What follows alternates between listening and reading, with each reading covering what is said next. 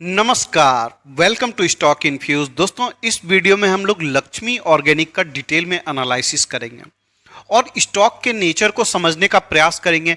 क्यों स्टॉक में गिरावट हो रही है, आने वाले समय में क्या ये कंपनी दीपक नाइट्राइट, एल्काइल अमाइंस जैसा रिटर्न प्रोवाइड कर सकती है, सारी बातों को समझने का प्रयास करेंगे। तो वीडियो को पूरा देखिएगा। वीडियो पसंद आता है तो वीडियो को लाइक कर दीजिएगा। रेगुलर अपडेट्स के लिए चैनल को सब्सक्राइब कर लीजिएगा। अब दोस्तों, अगर कंपनी के पूरे बिजनेस मॉडल को समझने जाएंगे तो काफी वक्त लग जाएगा। हमें डीप में नहीं जाना है, हमें केमिकल इंजीनियर बनने की जरूरत नहीं है। हम बस मोटा मोटी समझना चाहते हैं कि कंपनी किस किस बिजनेस सेगमेंट के लिए काम करती है। लाइफ साइंस हो गई, क्रॉप साइंस हो गई, paint coating and ink industry हो गई, इंडस्ट्रियल स्पेशलिटीज हो गई, सॉल्वेंट एप्लीकेशंस हो गई। तो कंपनी जो तीन मेन वर्टिकल्स में काम करती है, life science, crop science, paint coating and ink industry में कंपनी के प्रोडक्ट्स का इस्तेमाल होता है। कंपनी के मार्केट कैप को देखें तो 6,800 करोड़ का मार्केट कैप है। प्राइस टू अर्निंग रेशियो आपको हायर साइड में मिलेगा 43.2 का।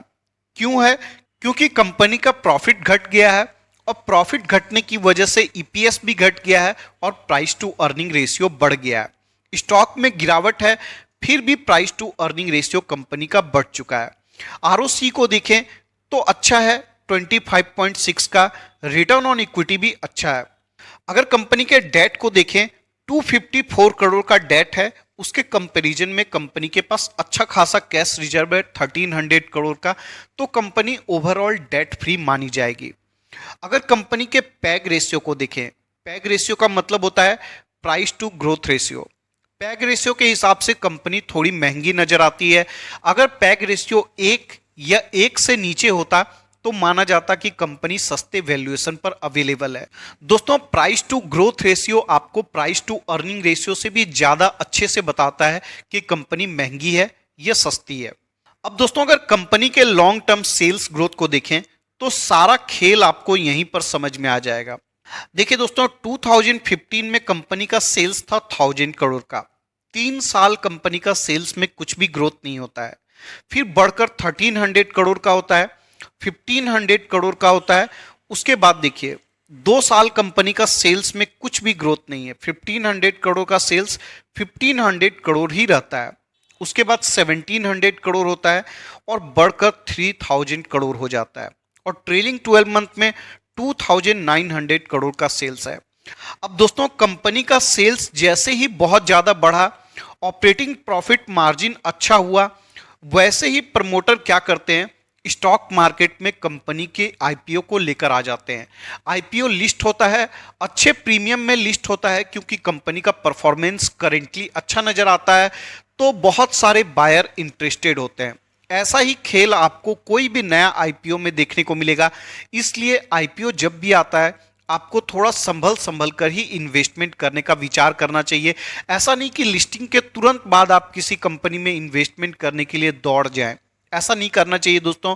आपको 10 में 9 कंपनी में ऐसा नजर आएगा कि बहुत अच्छे रिजल्ट के बाद प्रमोटर कंपनी का आईपीओ लेकर आते हैं। लिस्टिंग होने के बाद स्टॉक में अच्छा खासा गिरावट होता है। मैं ऐसा नहीं बोलूंगा कि बर्बाद हो जाएगी कंपनी, लेकिन हाँ, आपको शॉर्ट टर्म में लॉस जरूर होता है। अब दोस्तों, अगर कंपनी के नेट प्रॉफिट को देखें तो 21 करोड़ का प्रॉफिट था, 27 होता है। उसके बाद देखिए 72 करोड़ का होता है। उसके बाद 4-5 साल तक कंपनी का प्रॉफिट में कुछ भी ग्रोथ नहीं है। 4 साल देखिए 72 करोड़ का प्रॉफिट 70 करोड़ ही रहता है। उसके बाद देखिए प्रॉफिट सीधा डबल के आसपास हो जाता है, 127 करोड़ का, 256 करोड़ का, और यहीं पर प्रमोटर अपने आईपीओ को लेकर आ जाते हैं। और ट्रेलिंग 12 मंथ में 158 करोड़ का हो चुका है। 3 क्वार्टर गुजर चुका है। तो ऐसी आशा है कि पिछले साल के प्रॉफिट से ज्यादा इस साल कंपनी प्रॉफिट नहीं कमाएगी, और अगर कंपनी प्रॉफिट नहीं कमाएगी ज्यादा तो कंपनी का स्टॉक भी बिल्कुल परफॉर्म नहीं करेगा। ये बात आपको समझना चाहिए। शॉर्ट टर्म में किसी भी न्यूज की वजह से स्टॉक चल सकता है, लेकिन फिर से स्टॉक अपने लेवल पर आ जाएगा। अगर कंपनी का प्रॉफिट नहीं बढ़ता है तो कितनी भी न्यूज आ जाए, स्टॉक शॉर्ट टर्म के लिए ऊपर जा सकता है, लेकिन लॉन्ग टर्म में उसमें गिरावट ही देखने को मिलेगी।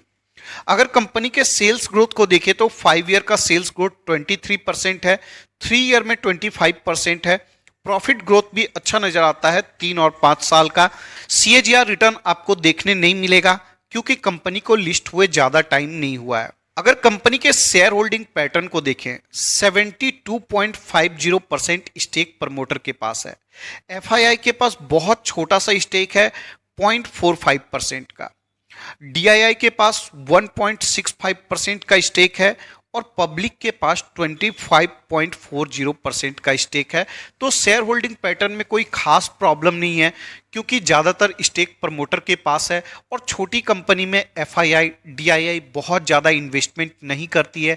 जैसे जैसे कंपनी का मार्केट कैप बढ़ेगा 10,000 करोड़ के ऊपर जाएगा, वैसे वैसे आप देखेंगे कि इन्वेस्टमेंट बढ़ता हुआ दिखाई दे रहा है।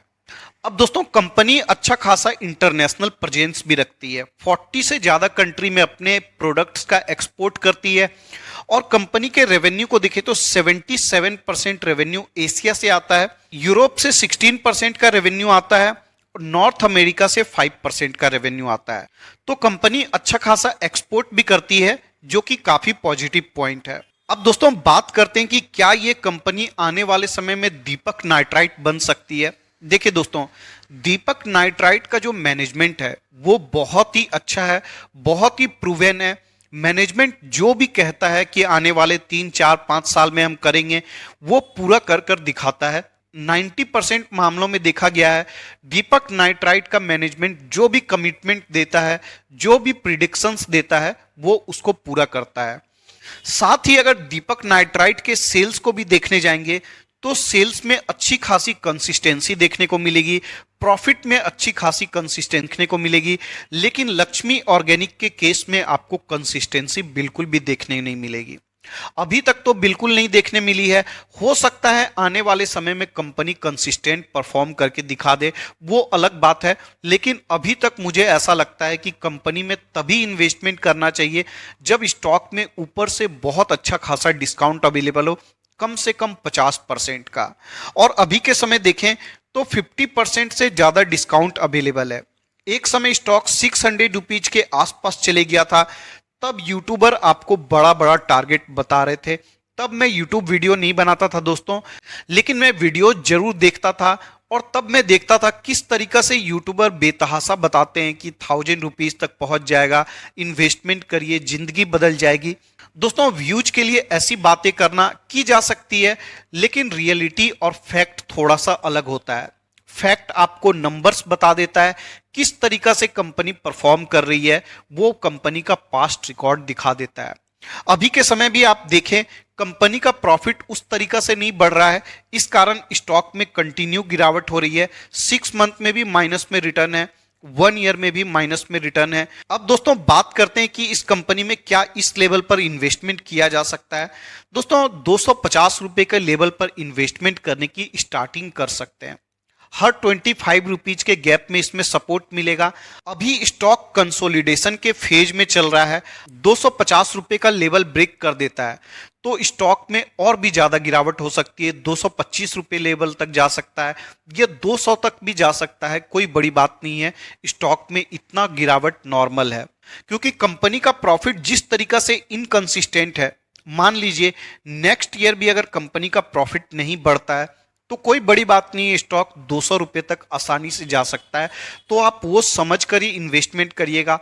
आप चाहें तो इंतजार भी कर सकते हैं या फिर आप छोटी छोटी क्वांटिटी में 250 रुपए के लेवल से इन्वेस्टमेंट की स्टार्टिंग कर सकते हैं। मुझे लगता है कि आने वाले समय में कंपनी अच्छा परफॉर्म कर सकती है, अच्छे डिस्काउंट के साथ अवेलेबल है तो इन्वेस्टमेंट किया जा सकता है। लेकिन अपने पोर्टफोलियो का 3 to 4% से ज्यादा इन्वेस्टमेंट मत करिएगा। छोटी कंपनी है, छोटा इन्वेस्टमेंट करिएगा। इस वीडियो के डिस्कशन के लिए इतना ही रखते हैं। कमेंट कर बताइएगा आपने कौन से लेवल पर इस कंपनी में इन्वेस्टमेंट किया था, आपको कंपनी कैसी लगती है। मिलते हैं किसी और वीडियो में, तब तक के लिए धन्यवाद।